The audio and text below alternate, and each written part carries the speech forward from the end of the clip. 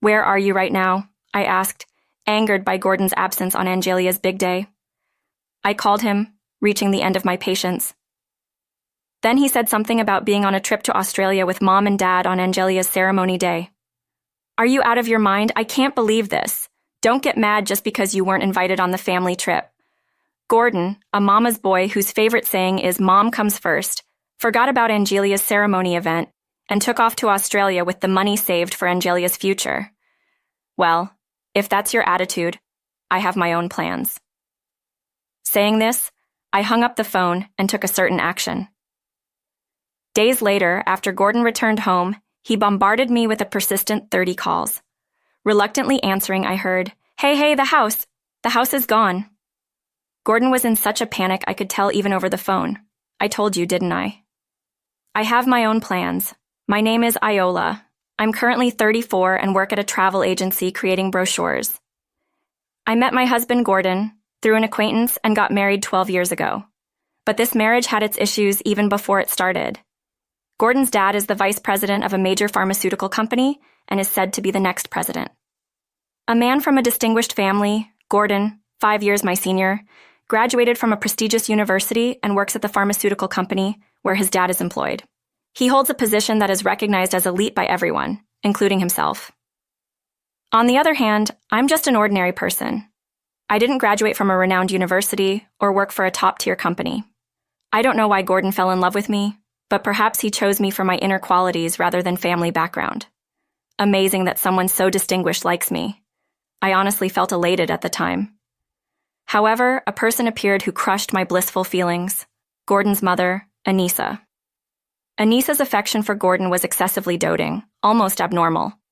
Even when I visited for the marriage introduction, Anissa's attitude was overly clear. "Ah, nice to meet you. I'm Iola. I'm here today for our formal family meeting. Thank you for taking the time."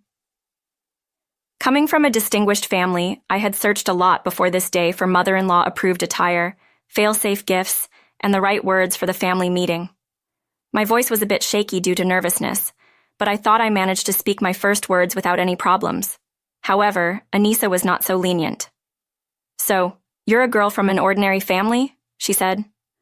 I thought Gordon, who said he didn't care about family backgrounds, would bring home a beauty that defied expectations. But even your face is ordinary. She scrutinized me with a frown. An ordinary family? An ordinary face? Before I could feel shocked, irritation took over. Father-in-law Chester, who heard this, was completely indifferent. He just sat there like part of the background. Even Gordon, who should have stood up for me, didn't defend me. Instead, he just smiled at Anissa and said, "Anyway, hurry up and serve Mom's cooking. That's what I came for today." Carefree Anissa seemed pleased with Gordon's remark, and her mood improved instantly. Yes, Gordon really loves Mom's cooking," she said, almost skipping to the kitchen to start cooking. The situation calmed down a bit after Anissa went to the kitchen. Even after the family meeting, Anissa kept contacting me, saying I wasn't suitable for Gordon and strongly opposing our relationship. While I was worried about what to do, I discovered I was pregnant. "Gordon, it seems I'm pregnant," I said, feeling a bit guilty because we were opposed by the parents-in-law. I nervously broke the news to Gordon. "Awesome, I'm so happy. Am I going to be a dad?" Thank you, Iola," he said, overjoyed, contrasting my anxious feelings. As tears welled up in my eyes, Gordon embraced my shoulders. "Let's definitely be happy together," he assured me. I was overjoyed when we reported the pregnancy to the parents-in-law. Getting pregnant before marriage? What a scandal. It would be if the neighbors found out. "Get married quickly and make sure to have the baby," Anissa said. They reacted like that, changing their attitudes so suddenly. It was almost laughable. It was clear they didn't really care about me, just about appearances. And Gordon, nevertheless, with Anissa's approval, we managed to get married. We hurriedly arranged the marriage so that it wouldn't be known that I was pregnant before the wedding, just as Anissa wished. A few months later, a healthy baby girl was born. We named our lovely daughter Angelia. I believed that a happy future awaited us. While I was hospitalized after the birth, a smiling Anissa came to visit. "I wonder if it's a cute boy like Gordon," she said as she approached the baby. But the moment she realized it was a girl, I heard her click her tongue. At first, I thought I was imagining it, but after the tongue click, Anissa said something unbelievable. What? It's a girl? If I had known it was a girl, I wouldn't have said to have the baby. Excuse me, if it's not a boy, the elite family's genes will be lost. We need a child to carry on our genes. What was the point of letting you marry into our family? She complained. Finally, she said, it's a waste to spend money on a girl. I'm going home today. With that, she picked up the fruit basket she had brought for the visit and hurried out of the room. That foolish mother-in-law. The pain of just having given birth was momentarily forgotten in my indignation. After Anissa left, Gordon came, and I told him what Anissa had said. However, my kind mom wouldn't say something like that, he said, laughing it off. It's true. Well, I can see where Mom is coming from.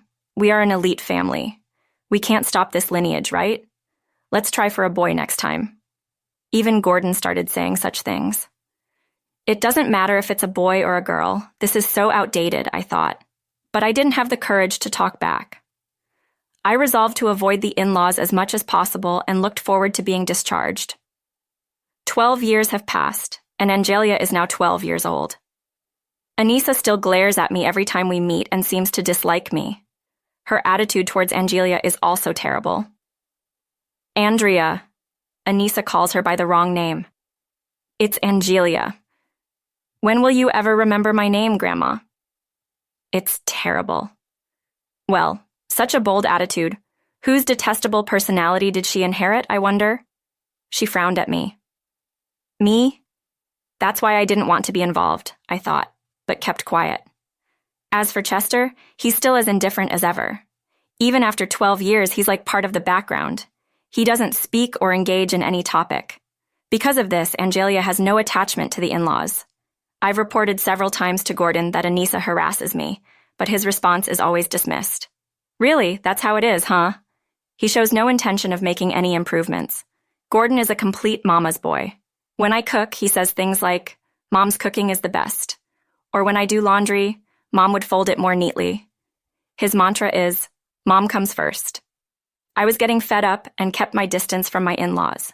However, when I occasionally visited the in-laws' house during events like Christmas, they would rush me. When are you having a boy? Hurry up and give us a child to carry on the genes. I couldn't just choose the gender or have a baby at will, so I brushed off their comments. Kelly's wife had a boy. She's competent, unlike Iola. Hearing the same thing over and over was exhausting. Gordon, perhaps brainwashed by Anissa, kept saying, if only Angelia were a boy. And he recently started saying, even you're saying that it's fine to have a girl, but Mom says, I was tired of these days, but for Angelia's sake, I wasn't ready to consider divorce. Whenever I said something to Gordon, he threatened, I'll tell Mom. And true to his word, Anissa would call. You're bullying Gordon, how dare you? You, as his wife, she began yelling. She was like a monster parent. I'm not bullying anyone. It's time to let go of your son. I blurted out my inner thoughts. What did you say? I realized I had spoken my mind, but I didn't care anymore. What Anissa is doing is harassment. She's a monster parent. Please stop calling for every little thing. This strict wife, if you bully Gordon again, I won't forgive you. Annoyed by her loud complaints, I hung up. It felt like Anissa and I were in a state of war.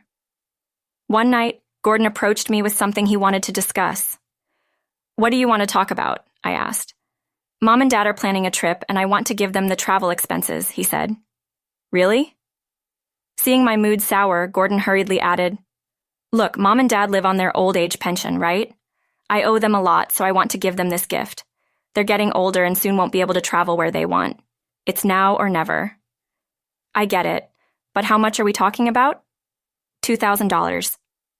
$2,000? Where are they planning to travel? We don't have that kind of money to spare. We also want to travel but can't afford the time and money. I know, I understand, but you get how I feel, right? Please, I'm asking you. Fine, $500, but that's it. And I won't be giving them anything in the future, okay? Really? Thank you. Mom will be so happy. I didn't want to give money to in-laws who harass me and don't cherish Angelia, but I understood Gordon's desire to repay his parents. Since Gordon is an only child and I also have no siblings, I empathize with the desire to do something for one's parents. But this was a mistake. Later, I received a call from Anissa. Hey, you only gave $500. Gordon said it would be $2,000. I answered the phone expecting a thank you call from Anissa, but it was the opposite. Not a single word of gratitude. She was in battle mode from the start. I couldn't stay silent. Excuse me, Gordon wanted to repay you, so we gave what we could. How can you say that we can't afford to give $2,000 for travel expenses? How dare you trample on Gordon's goodwill? You're the worst. My family has expenses too. Angelia is still young, and she's starting middle school next year, which will be costly. You understand that, right? Anissa, my child was a boy, so it was worth spending money on him. Angelia is a girl, right? She'll just get married eventually, so it's a waste. That money would be better spent on us. What are you saying? Still talking about girls and boys like this? Unbelievable. I was speechless at Anissa's words. Oh, because of Viola's stinginess, we had to settle for a modest trip despite my good intentions. Not only was there no gratitude, but I was also met with such harsh words. I was boiling with anger. Giving you money was a mistake. Enjoy your modest trip. With that, I hung up. I will never do anything for those people again, I promised myself. Later, presumably back from their trip, Anissa invited Gordon and Angelia to the in-laws' house, deliberately excluding me. I was irritated by her blatant attitude, but I didn't want to see her either, so it suited me fine. More importantly, Angelia's elementary school ceremony event was coming up. It seems parents now wear dresses and children need suits. I was pondering where to buy the dress and suit. After the ceremony event, I had plans to gather at a friend's house with Angelia for a party. I had to think about what to bring as a gift, so I was relieved to have some time to myself. When Gordon and Angelia returned from the in-laws' house, Angelia, usually so lively, silently retreated to her room looking downcast. Hey, Gordon, Angelia seems down. Did something happen? I don't know, nothing special at the family house. That couldn't be true. Angelia's always full of energy, never just going to her room without saying hello. I knocked on her door. Angelia, what's wrong? I asked. Angelia came out and hugged me, crying. Grandma said I was an unwanted child and that I didn't have any desserts. Grandma, Grandpa, and Dad ate lunch, but they didn't give me any. What? That's unbelievable. I was shocked. I never expected Anissa to treat Angelia so cruelly. Just wait a minute, I said, and quickly prepared a meal with what we had at home for Angelia. Eat while talking. It's okay. Angelia tearfully started to eat. Everyone acted like I wasn't there. That's horrible. What about Dad? Dad was just enjoying Grandma's cooking and didn't say anything to me. What? That's unbelievable. Furious, I stormed out of Angelia's room and confronted Gordon with a demonic look. How could you not give Angelia any food or souvenirs? What were you thinking? I exploded at Gordon in anger. But Gordon, more defiant than ever, replied, She was being spoiled, that's why. I can't believe it. Angelia felt invisible to everyone. How can you, Anissa and Chester, treat a child so blatantly? I yelled at Gordon. Quiet. I only did what was necessary, he shot back. How can you say that's necessary? Aren't you ashamed to treat your own child like that? This is why I hate women, always making a scene and crying. We should have had a boy. Mom said so too. Mom again? Whether it's a boy or a girl doesn't matter. Now enough is enough. Don't talk back to me. If you keep this up, I might consider divorce. Remember that. Gordon was authoritarian, perhaps influenced by Anissa. Divorce? You go that far? I felt my fist trembling with anger. You're always saying horrible things to Mom, bullying her. What? It's the other way around. It's them harassing me. This time it was your mom who harassed Angelia. My mom wouldn't do that. Anyway, Mom also said it might be better to consider divorce, and I'm starting to think so too. Mom, okay, I get it. I'll rethink it too, but at least come to Angelia's ceremony event properly. We'll continue this conversation afterwards. Fine, let's talk when we're calm. I'll stay at my parents' place for a while. I'll be back for Angelia's ceremony event." With that, Gordon quickly packed his bags and left. Unexpectedly, I learned how Gordon and Anissa were thinking about the future. Gordon didn't contact me or return home after that. I told Angelia, "Dad is going to live with Grandma and them. He said he would come to the ceremony event." I decided to be honest with Angelia, thinking there might be no future with Gordon. Angelia just said, and didn't ask anything more. She seemed to be considering in her own way. A few days later, it was the day of Angelia's ceremony event. Angelia and I got dressed in our suits and dresses, full of spirit. We were looking forward to Angelia's ceremony day. Angelia had already gone to school, and I was alone waiting for Gordon's return. But no matter how long I waited, Gordon didn't show up. We might miss the ceremony event if this continued. Having reached my limit, I called Gordon. "Where are you right now?" Hearing my angry voice, Gordon said something shocking. "Viola, it's been a while.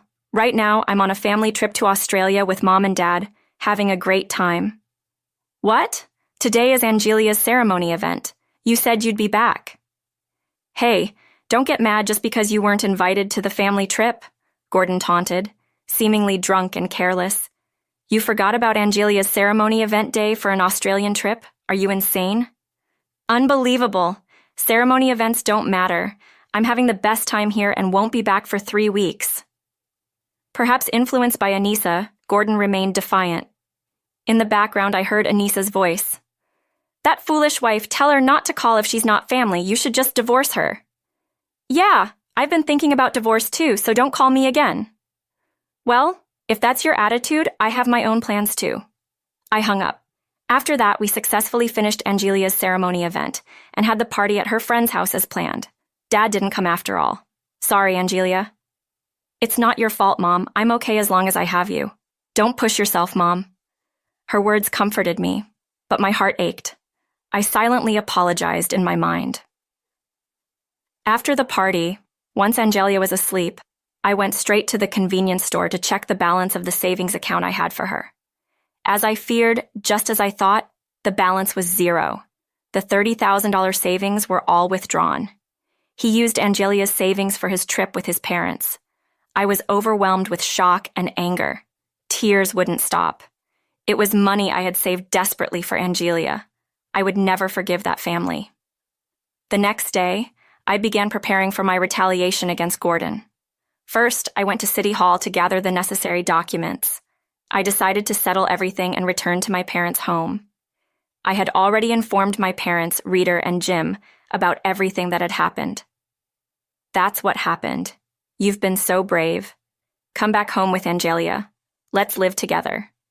Seeing Angelia every day, there's nothing happier. Don't struggle alone. Come back anytime," they said kindly.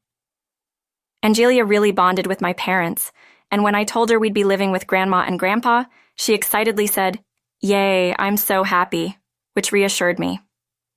A few days later, Gordon texted, boasting about their luxurious family trip to Australia, taunting that I wasn't part of the family. He asked me to pick him up from the airport in 3 days. I wondered when he had become so arrogant. Maybe it's because he's with Mom. He still takes such a bold attitude. Of course, I ignored such texts without hesitation. I sent all my belongings to my parents' house and arranged for Gordon's belongings to be delivered to the in-laws' house on the day he returned. After clearing out all the belongings from our house, I returned to my parents' home with Angelia. My parents warmly welcomed us back with, "Welcome home. We've been waiting for you." Eventually, the day of Gordon and his family's return arrived.